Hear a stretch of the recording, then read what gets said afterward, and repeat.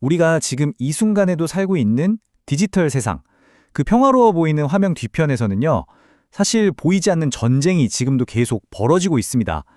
바로 악성 코드와의 싸움이죠. 오늘 이 시간에는 이 끝나지 않는 디지털 군비 경쟁의 실체는 무엇인지, 그리고 가장 중요하게 우리는 어떻게 스스로를 지킬 수 있는지 한번 깊게 파헤쳐 보겠습니다. 이메일이나 메시지로 받은 수상한 링크, 무심코 누르기 전에 다들 한 번쯤 이런 생각 해보셨죠? 이거 눌러도 되나? 이 뒤에 대체 뭐가 있는 거지?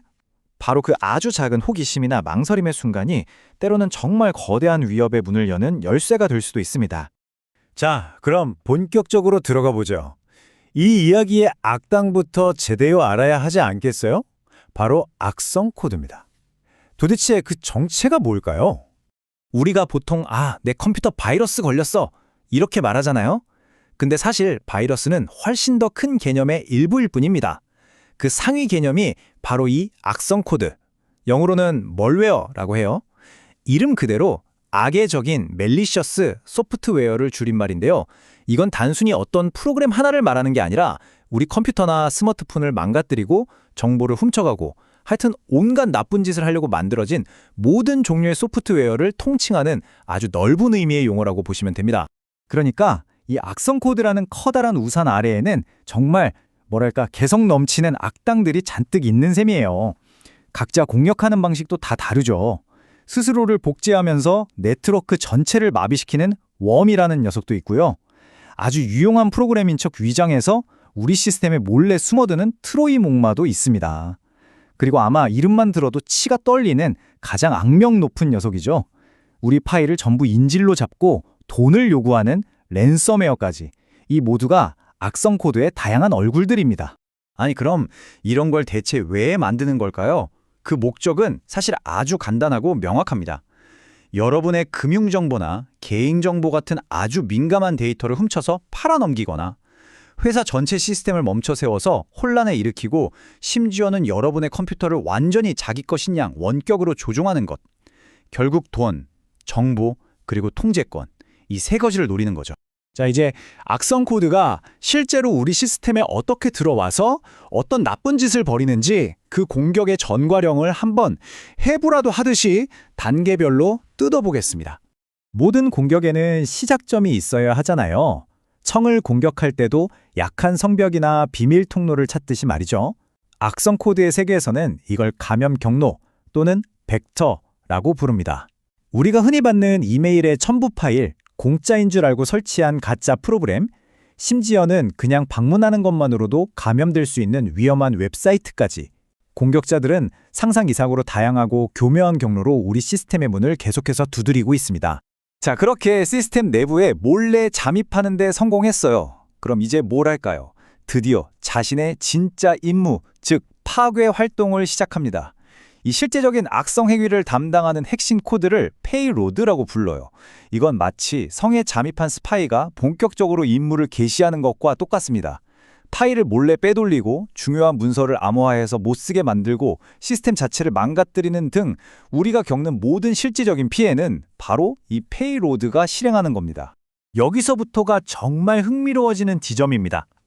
악성 코드를 어떻게든 막으려는 방어 기술과 그 방어망을 어떻게든 피하려는 공격 기술 사이에는요, 마치 창과 방패처럼 또 경찰과 도둑처럼 끝이 보이지 않는 치열한 위장 게임, 즉 숨바꼭질이 벌어지고 있거든요. 그렇다면 우리 컴퓨터를 지키는 보안 소프트웨어, 즉 백신은 이 수많은 악당들을 어떻게 알아볼까요? 바로 시그니처라는 걸 이용합니다. 이게 뭐냐면 사람에게 저마다 고유한 지문이 있는 것처럼 모든 악성 코드도 각자 고유한 코드 패턴을 가지고 있어요. 백신은 바로 이 수많은 악성 코드들의 디지털 지문을 데이터베이스로 가지고 있다가 시스템을 검사하면서 침입자가 있는지 없는지 대조해서 찾아내는 거죠. 하지만 공격자들도 그렇게 호락호락하지 않습니다. 방어팀이 시그니처라는 지문으로 추적하니까 공격팀은 다양성, 폴리모르피즘이라는 엄청난 변신술로 맞서는 거죠. 이 다양성이라는 건 악성 코드가 컴퓨터를 감염시킬 때마다 스스로 자신의 코드, 즉 지문을 계속해서 바꾸는 능력이에요. 백신 입장에서는 정말 환장할 노릇이죠. 어제 잡았던 범인의 지문이 오늘 보니까 완전히 다른 지문으로 바뀌어버리는 셈이니까요. 이 끝없는 추격전이야말로 디지털 군비 경쟁의 핵심이라고 할 수 있습니다. 그럼 우리는 이렇게 계속해서 진화하는 공격에 속수무책으로 당할 수밖에 없는 걸까요? 당연히 아닙니다.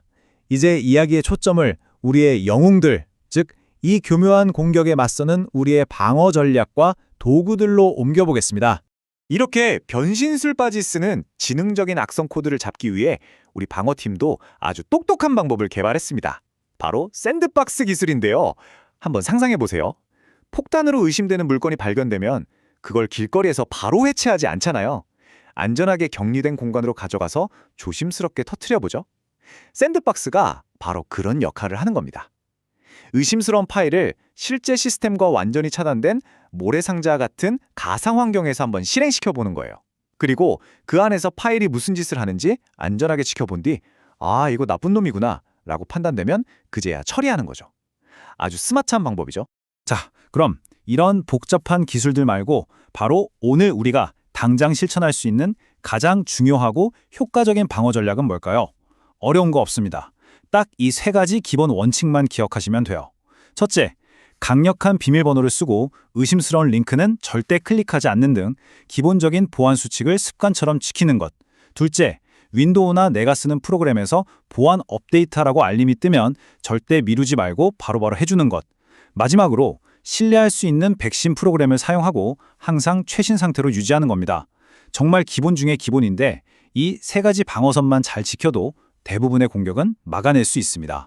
오늘 우리는 악성 코드라는 보이지 않는 적과의 끝나지 않는 전쟁에 대해 살펴봤습니다. 공격 기술은 날이 갈수록 더 교묘하게 진화하고 우리의 방어 기술 또한 그 뒤를 필사적으로 쫓고 있죠. 이 싸움의 완벽한 승자란 아마 없을 겁니다. 그래서 마지막으로 이런 질문을 던져보고 싶습니다. 내일 이 치열한 디지털 군비 경쟁의 우위는 과연 누가 차지하게 될까요? 어쩌면 그 답은 최첨단 기술이 아니라 바로 지금 이 순간에도 디지털 세상을 살아가고 있는 우리 모두의 지속적인 관심과 작은 노력에 달려있는지도 모릅니다.